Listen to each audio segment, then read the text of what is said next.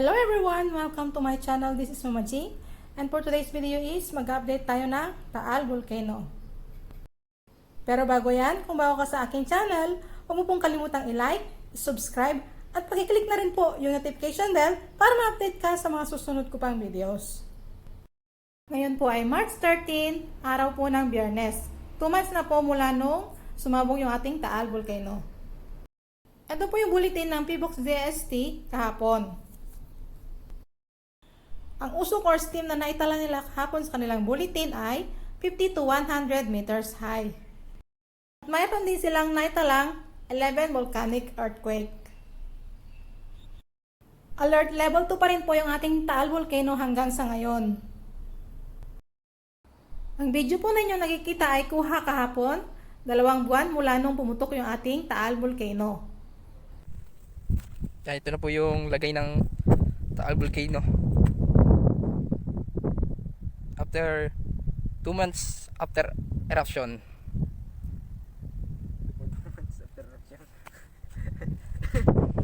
Yan po. Pakita ko niya mukha. Ito may tao sa kabila. Hindi kita. Yung nawala na po yung ibang lupa doon sa may loob. Lumubog po. Nataas po yata yung tubig niya.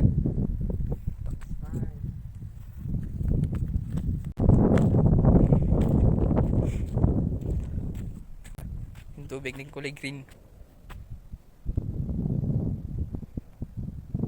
Yun po yung nakulo.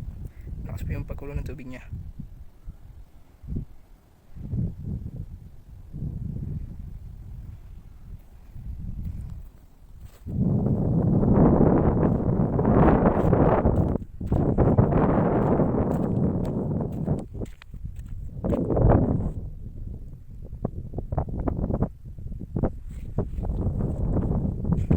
February 12, March 12.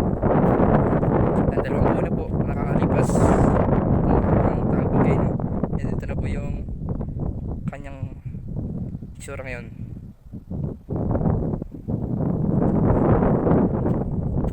Yung steam niya, lakas yung usok.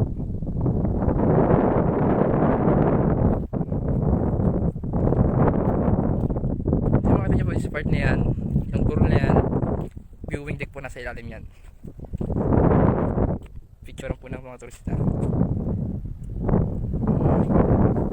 So ayan po yung ating update for today. Huwag niyo pong kalimutang i-like ang video na ito and click the subscribe button kung hindi pa kayo nakapag-subscribe sa aking channel. And this is Mama Jing. See you in my next videos. Bye!